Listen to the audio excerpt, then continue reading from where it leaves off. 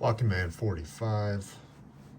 This is a video on modernizing some traditionals, or at least sort of modernizing sort of traditionals. So,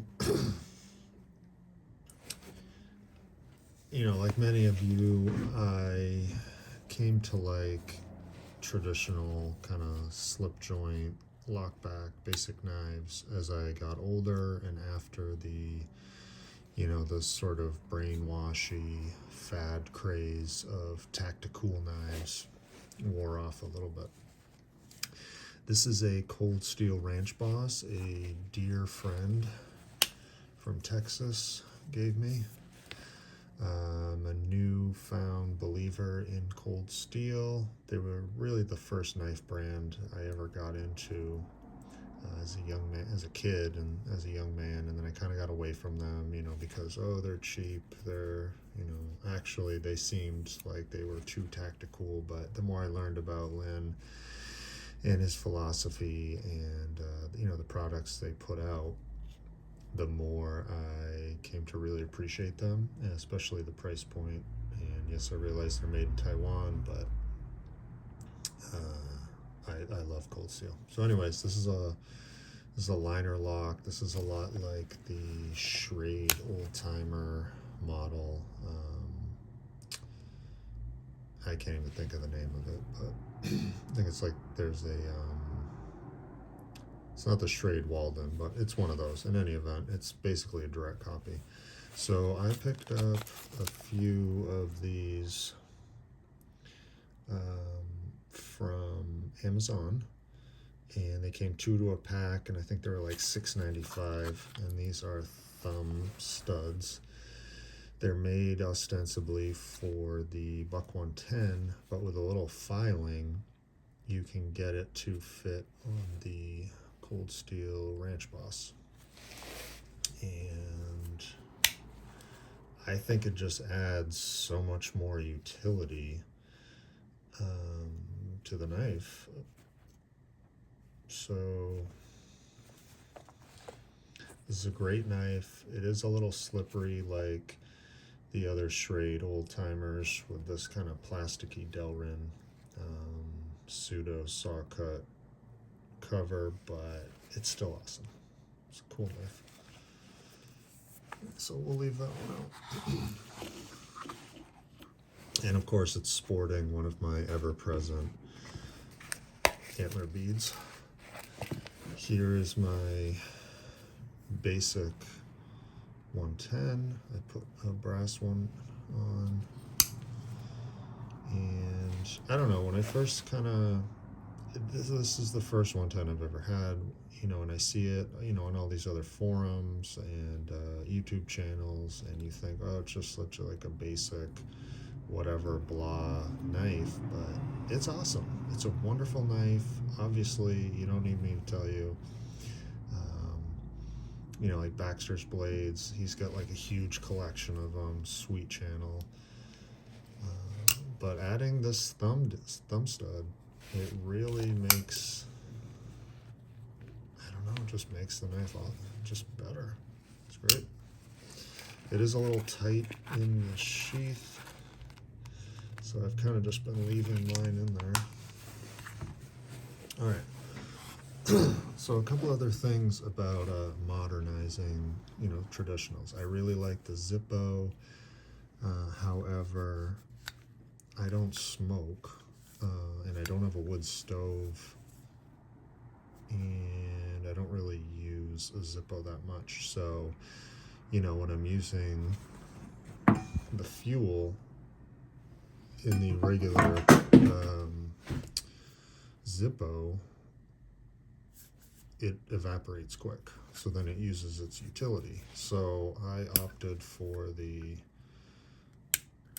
butane, which is so cold that it's not, of course, working. I left it out overnight, and we've had a cold spell. So I guess that is one of the drawbacks of these. But anyway, so I'll have to rethink that one. But anyways, normally if it's in your pocket, it'll stay warm enough.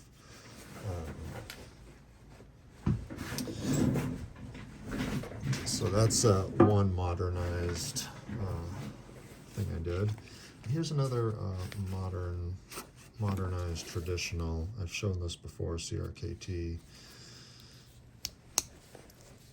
It's got G10 handle. I don't know what you would call this because it's not a cover. There's no liners. It's very light. It's awesome walk and talk. I'd probably call it like maybe even an 7-8 pull. Just excellent knife. Light in the pocket. You've got maybe T8, T6, T8. I don't know what that is. T10. Super cool bomb shield. Awesome knife. All right, so let's put a thumb stud on this guy. This is the Buck 110 Alaskan. I've been going overkill, probably unnecessarily. So what I do is I use a set punch.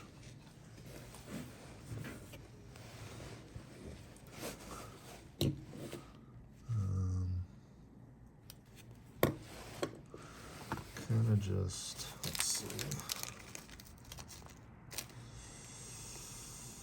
line it up roughly where I want it. Which is about a little bit towards the tip from where the blade grind is.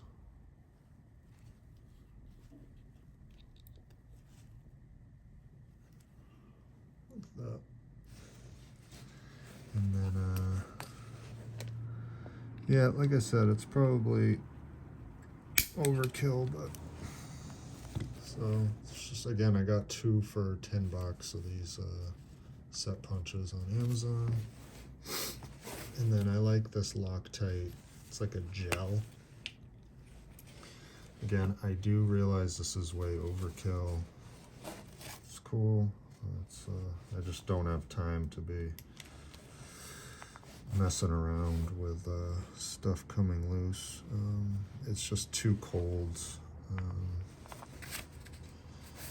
And I'm always just running around, doing work or whatever, so I don't have time for stuff to be kind of breaking. So I just put a little dab of that on.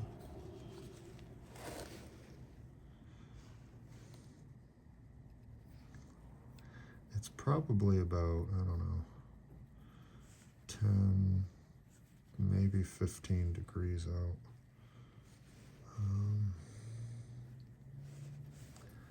So I'm just trying to get this done as soon as I can.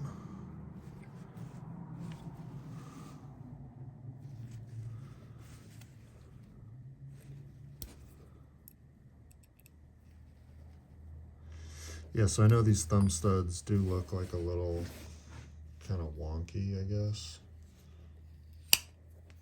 There you go. Buck 110 Alaskan. S30 VN.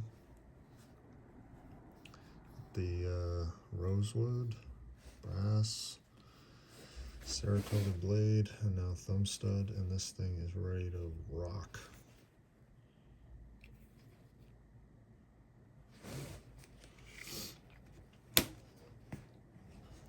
And so you can see